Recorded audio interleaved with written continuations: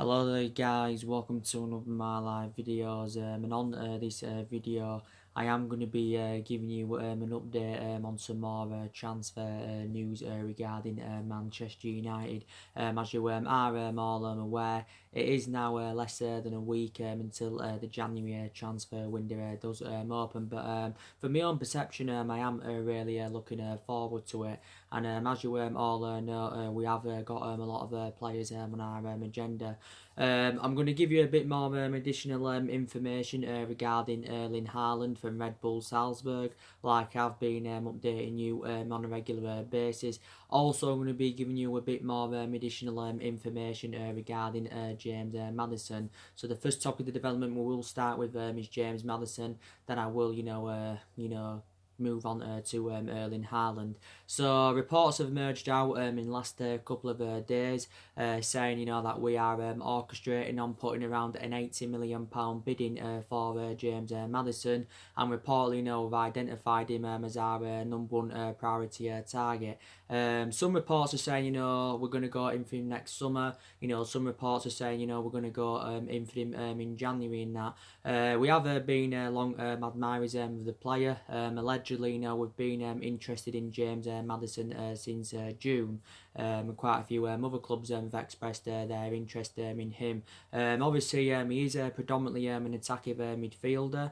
But obviously, Brendan Rodgers has played him on the left quite a few times. But I think he would be the right calibre player for Manchester United, and I think we are seeing him as an adequate replacement for Paul Pogba, because I am convinced that Paul Pogba will leave Manchester United, probably not in January, but I think he probably will leave next summer. But regardless of whether Paul Pogba stays or goes anywhere, we still need to address our midfield. It's one of the priority areas where we do need to strengthen up, because we need to recruit a replacement for Ander Herrera and Marian Fellaini. Now, £80 million is a substantial amount, but obviously that's what we're going to have to pay to convince Leicester to offload him. Don't forget, we paid £80 million for Harry Maguire during the course of the summer, and obviously we're known in recent years anyway for overpaying for players. But I've got to say, I've been impressed with Maguire anyway, because I think he's addressed our defensive deficiencies in that.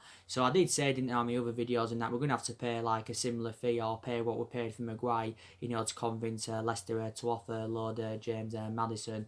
James Maddison, of course, now is into his second season with Leicester, and he's been an absolute revelation for them. He's flourished under Brendan Rodgers' guidance, and I think he's replicating, Maddison, what he did in his debut season with Leicester. He's a player that's skillful, he's good on and off the ball, he can create chances, he can provide, so he's got a lot of good physical attributes. And don't forget, last season James Maddison created more chances than any other player in the Premier League. I think he created around 100 chances in that. He's still got around 3.5 years left on his deal, and he's only the age of 23.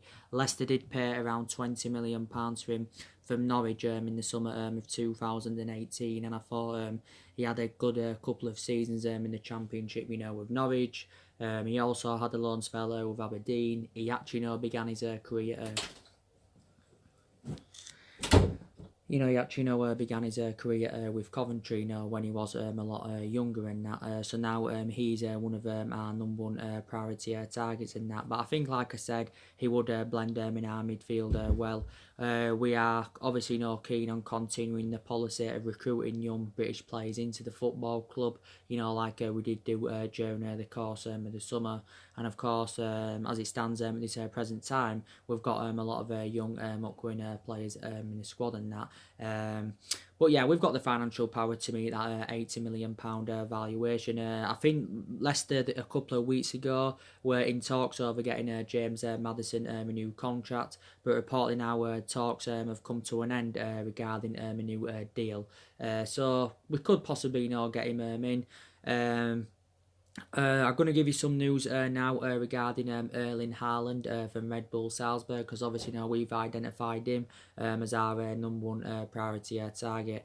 Obviously the other week, we was emerged as the favourites to sign Erling Haaland and that, because obviously, a couple of weeks ago, Solskjaer had flew out to Austria with Ed Woodward, to obviously, meet up with Erling Haaland, regarding a January transfer to Manchester United.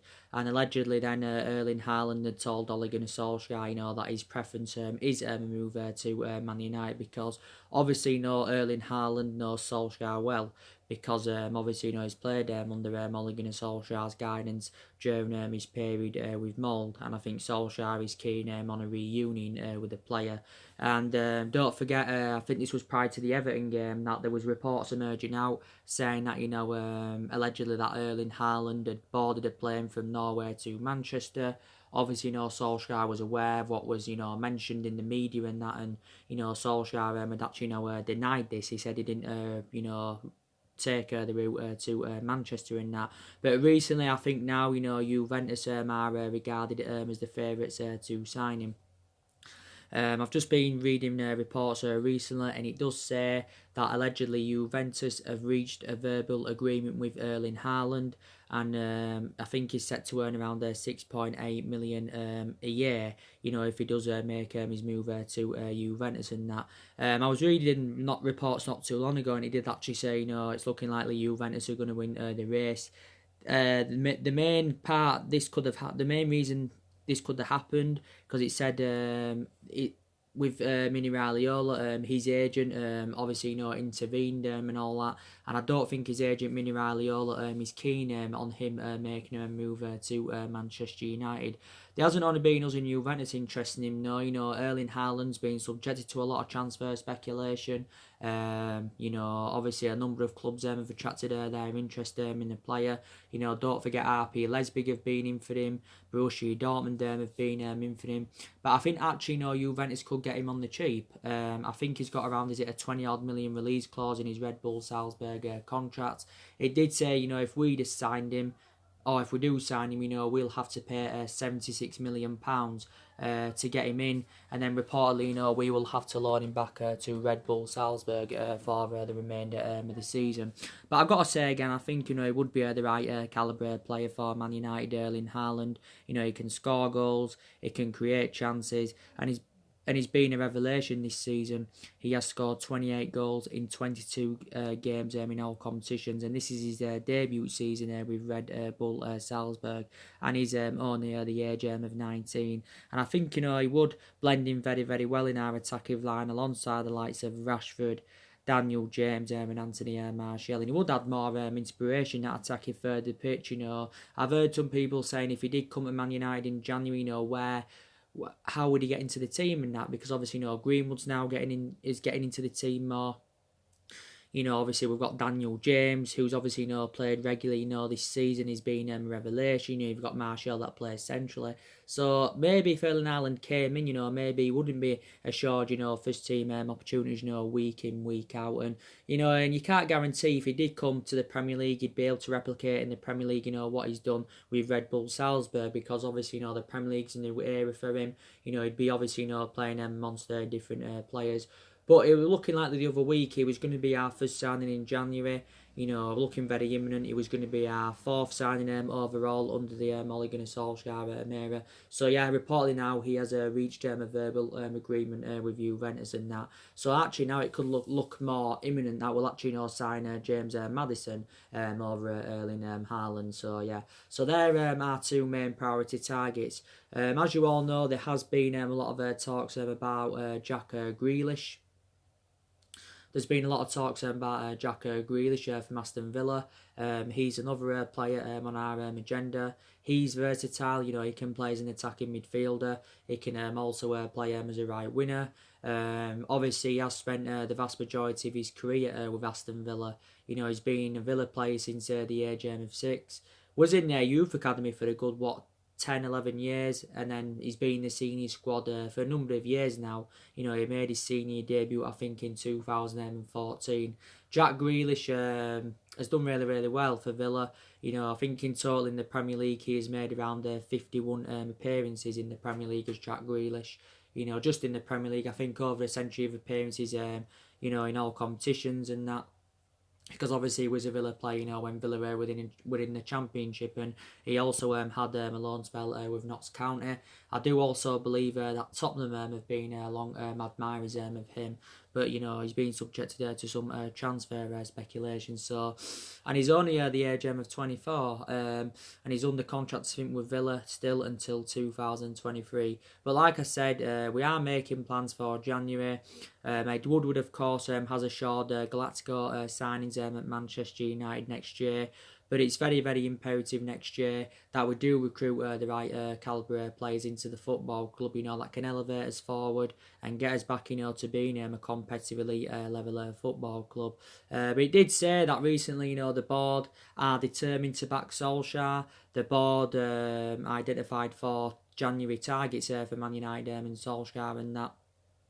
And reportedly, you know, Solskjaer is going to get unlimited funds. So obviously, you know, from my own perception, I believe, you know, we're going to spend a substantial amount on recruiting new players into the football club. But from my own perception, I think, you know, we need at least 5 to 6 more signings in that. And obviously, you know, Solskjaer anywhere is already making plans ahead of next season and that, because it recently said, you know, that he's written the remainder of this season off, because obviously he knows we're not in that commanding position, you know, that we currently should be in.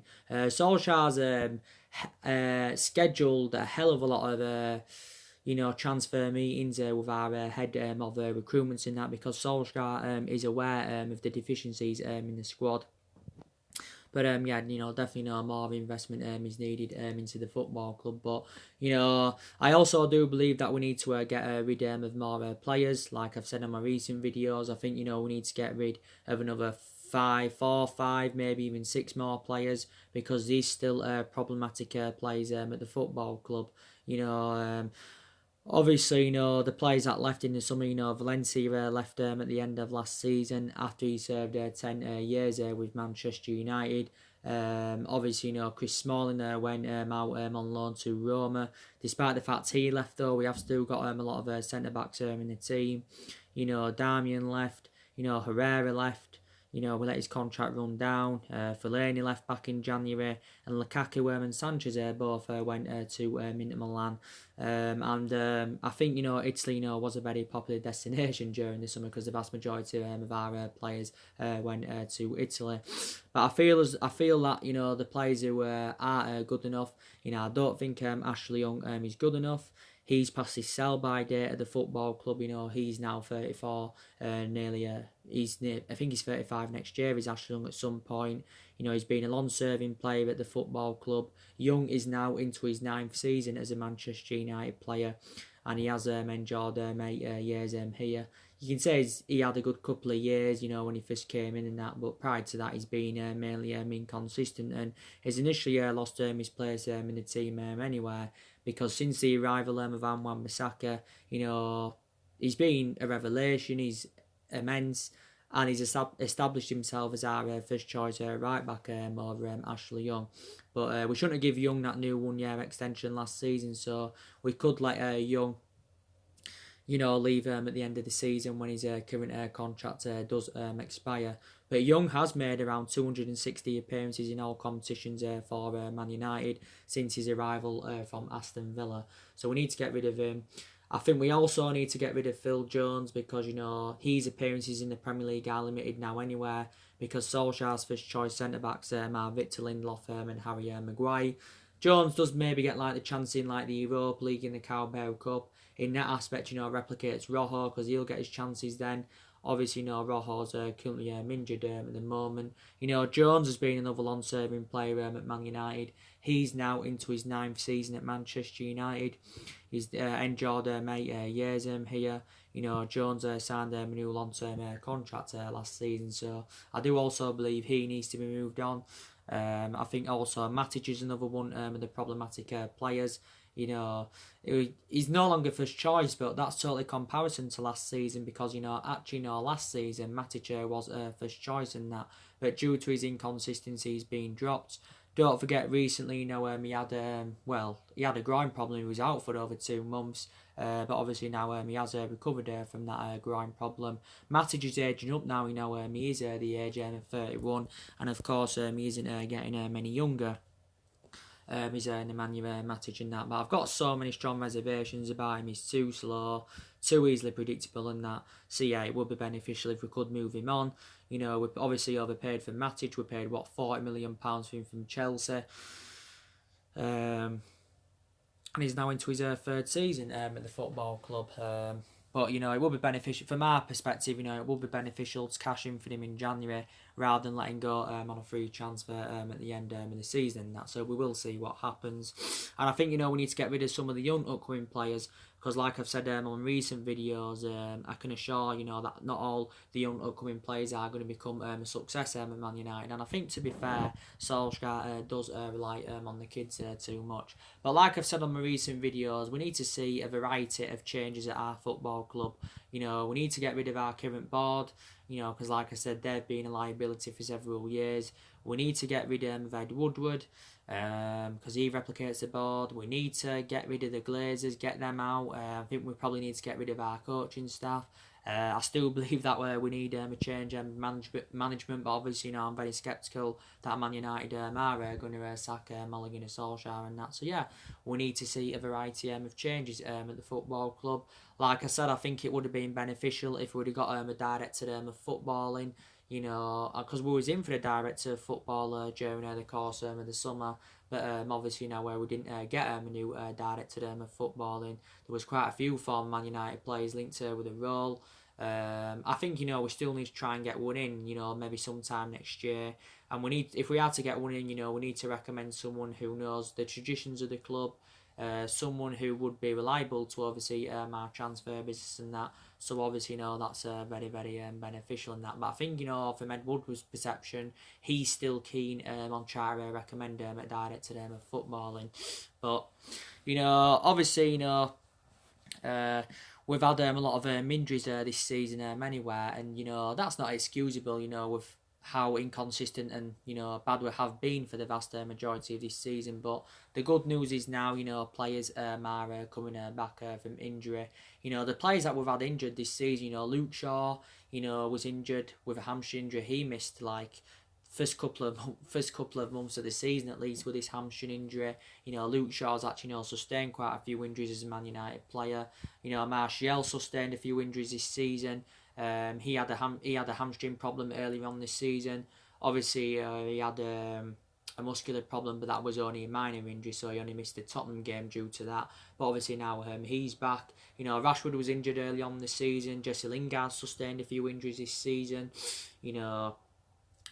Don't forget, Paul Pogba has just come back from injury and that. I think it's definitely assured that he will be starting tonight against Burnley and that. So that will be his first start in 3 months, because Paul Pogba was out with that ankle injury for 3 months, or was it just more of 3 months and that. And obviously, after that he had an illness. Paul Pogba in his last 2 games has made 2 substitute appearances.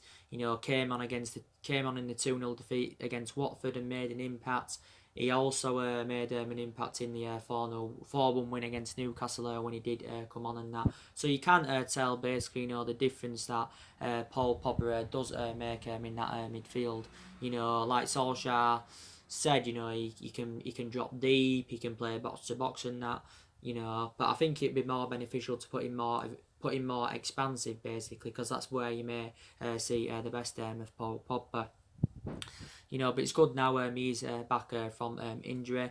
I still believe, like I said, he will leave the football club. I think he'll probably leave next summer, because Solskjaer's obviously very convinced that he will not be sold in January and that. Paul Pogba's still got around 17 months left on his contract with Man United, and he's on around 290 grand a week. But yeah, so he will not be sold in January. But if we did get rid of him, I presume we'd generate a substantial amount for his departure. I think we'd probably get more than £100 million for him. We'd probably definitely get more than what we paid for him, because we paid £89 million for him anyway, and he is our most expensive signing. I still believe his preference is a move to Real Madrid, like it was for the entirety of the summer transfer window. There was also a lot of rumours about him possibly, making a return back to Turin. And I think there was also talks about him going to Barcelona before. But analysing the vast majority of his Man United career, he has mainly enjoyed a difficult time. And the vast majority of his performances have been totally comparison to his ones, when he was at Juventus, because he did enjoy 4 good years in Turin and that. And he's fully fit now, and Solskjaer did confirm anyway he will get a lot of games under his belt. So I'm very, very light, now that Paul Pogba is back.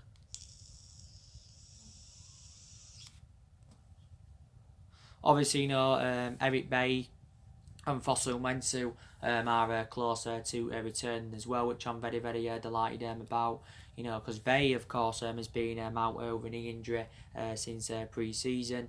Bay is very, very injury prone, and I think, reflecting on that, I think, maybe we should consider selling Eric Bay. Perhaps not in January or, next year, but at some point in the future and that, because he's sustained a lot of injuries as a Manchester United player. Don't get me wrong, there's nothing wrong with him when he's on the pitch, and when he's fully fit, he's got great potential. He holds his line really, really well, does Bay.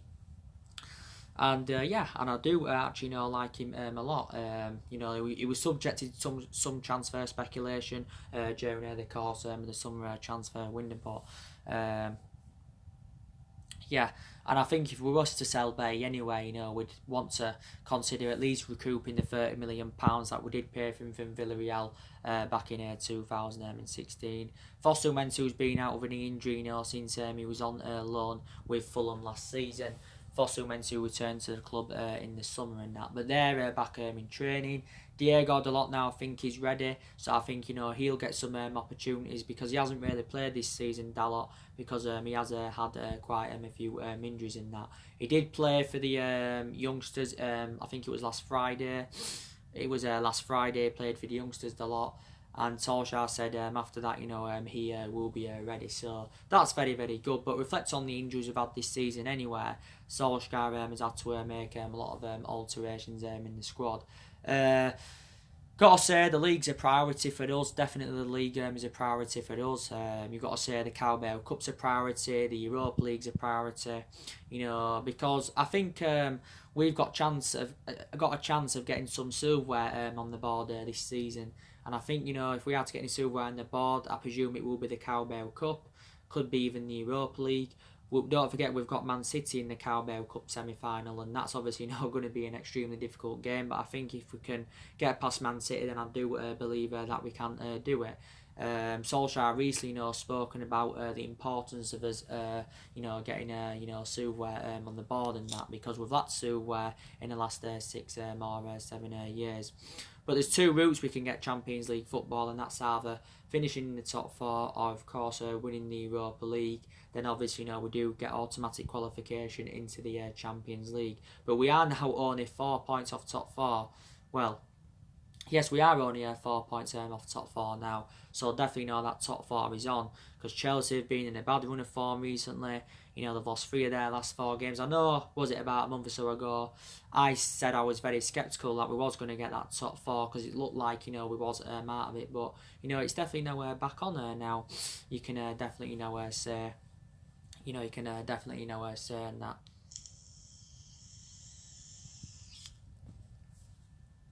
Top 4 is back on there for us now. But it's back on for us.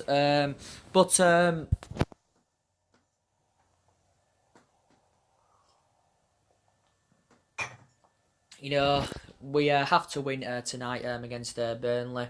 Obviously, you saw my preview for that game yesterday and that, and and I give you my reaction to Ole Gunnar Solskjaer's press conference and that. And he actually said during the press conference, did Solskjaer, he's very convinced that we can comfortably get that top four if we can, find that consistency in that. And Solskjaer recently was saying like we've had some good periods this season, where we've reacted well, to defeats and stuff, but we've just struggled to keep that consistency up. He also said during the press conference that we can't replicate Man City's tippy-tappy football. Obviously he said, he's aware anyway, Solskjaer, that he's got many expectations to exceed now that he's into his second year as Manchester United manager. And he said, he expects a lot from the players this year. He says the team might, have a lot more challenges next year and that. So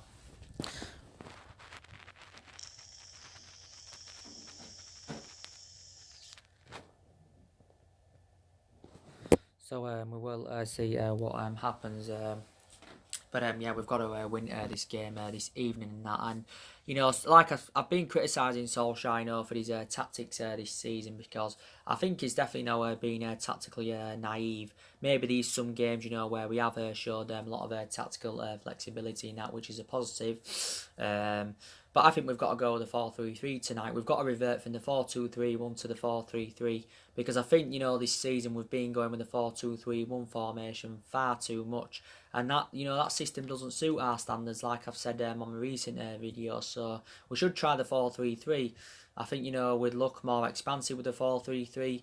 Plus, we'd have to avoid playing a number 10, because that's what's letting us down with that 4-2-3-1 formation. We've got to play number 10 and that, and I don't think any of them are good enough for that number 10. We've got Lingard that can operate in the number 10, Pereira that can operate in the number 10, and you've got Juan Mata, of course, that can operate in the number 10. But we need to go with that 4-3-3 formation. But you've already seen my starting 11 prediction for the game. Like I said, this is the 128th. There's been 128 games, I think, between Burnley and Man United in our history. That is, we've won 61. There's been 23 draws, and we have lost 44 against Burnley. All in all, the last visit at Turf Moor was 2-0 to us. We did beat them. Lukaku scored twice, I think, the season before that. Martial scored the only goal of the game, and we did win 1-0. But Burnley, like I said, have endured a difficult start to the season. But I don't think McTominay is playing tonight either. McTominay has got an injury. He came off injured in the 4-1 win against Newcastle, did McTominay. And hopefully his injury is not too severe. But Solskjaer has confirmed that he's damaged his ligaments in his knee.